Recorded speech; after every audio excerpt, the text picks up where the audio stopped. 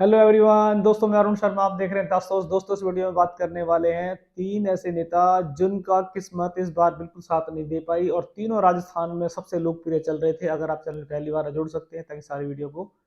देख पाएं। दोस्तों बात करते हैं राजस्थान के रण के बारे में कि राजस्थान में तीन ऐसे नेता जिनकी दिग्गज इस बार तूती बोलती थी और तीनों सीएम की रेस में एक दूसरे को मात देते नजर आ रहे थे, पर तीनों का भाग ने इस बार साथ नहीं दे दिया और तीनों के हाथ से राजस्थान का रण और सत्ता की चाबी कोई नया बंदा ले गया। दोस्तों बात करते हैं अशोक गहलोत के बारे में कि अशोक गहलोत राजस्थान में जब भी सटीक पोल्स कराए गए, जितने भी सर्वे पोल आए, भले ही कांग्रेस की सरकार जीत नहीं पाई,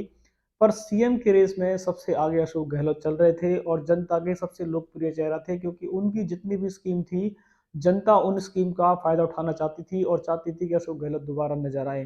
पर जनता ने मोदी जी और कमल के चेहरे के आगे अशोक गहलोत को छोड़ दिया। दूसरे नेता की बात करें, वसुंधरा राजे, जो राजस्थान का सबसे लोकप्रिय चेहरा थी और बीजेपी की हर बार विक्ट्री में सबसे बड़ा रोल वो प्ले करती थी, पर इस बार बीजेपी ने उनको टिकट तो भले ही दी और बीजेपी से वो झालरा पाटन से अपनी टिकट निकाल भी गई,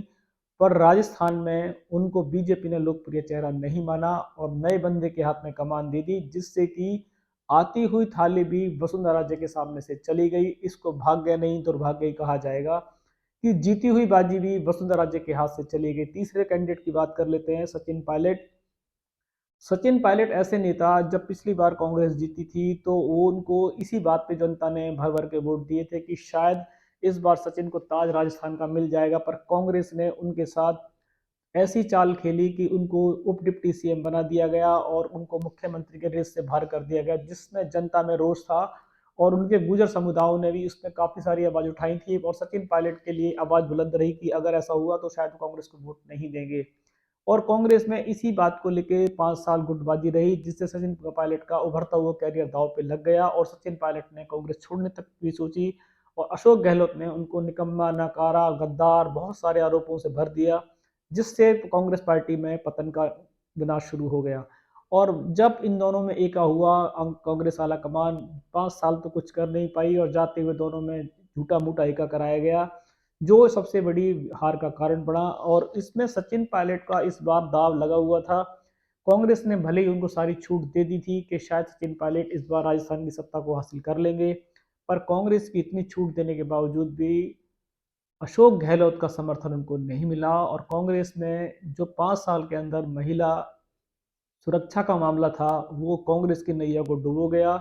सचिन पायलट के सारे सपनों पे पानी अशोक गहलोत की सरकार के चलते फिर गया। जब उनको पद मिलना था तब उनका पद अशोक गहलोत ने छीन लिया और जब वो अकेले सब लड़ने चले थे तो शायद बीजेपी की आंधी में सचिन पायलट उड़ गए। अब तीनों ऐसे नेता जो अपने आप को दिग्गज मान रहे थे और तीनों के हाथ में ही सत्ता की चाबी जानी थी, ये कोई कयास भी नहीं लगा सकता कि तीनों के हाथ से सत्ता की चाबी कोई चौथा लेके चला जाएगा। अब तीनों के लिए सोचनीय विषय, मंथन का विषय यही बचा है कि अगर कांग्रेस समय रहते सरकार के कुछ महत्वपूर्ण काम, लाल डायरी वगैरह से आरोपों से बचती, तो शायद सचिन पायलट का भाग्य जोर मार जाता और इन दोनों में अगर समय रहते कांग्रेस ने एकता कराई होती, गुटबाजी खत्म हुई होती, तो शायद इन दोनों में से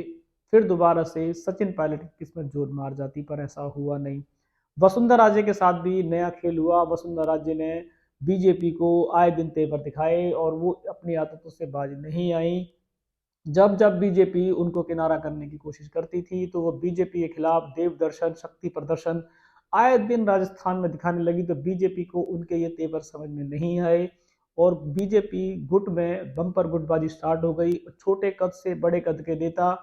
केंद्रीय नेता सारे वसुंधरा राजे के खिलाफ हो चुके थे और वो चाहते थे इस बार वसुंधरा राजे को पार्टी से टिकट भी ना दिया जाए, पर बीजेपी ने उनकी खूब बेइज्जती की। बीजेपी ने उनको बाहर का रास्ता के बहुत सारे तेवर दिखाए, पर वसुंधरा राजे को यह आभास हो चुका था कि वो अगर जीतेंगी तो बीजेपी के टिकट पे ही जीतेंगी और उन्होंने जाते जाते बीजेपी का साथ नहीं छोड़ा और बीजेपी ने उनको एक टिकट दे के एहसान कर दिया। पर बीजेपी ने साफ कर दिया कि वो राजस्थान में का लोकप्रिय चेहरा नहीं है और बीजेपी में वो एक आम कार्यकर्ता है। अगर बीजेपी चाहेगी तो शायद सोचेगी और बीजेपी ने एक आम कार्यकर्ता को राजस्थान की सत्ता की चाबी दे दी,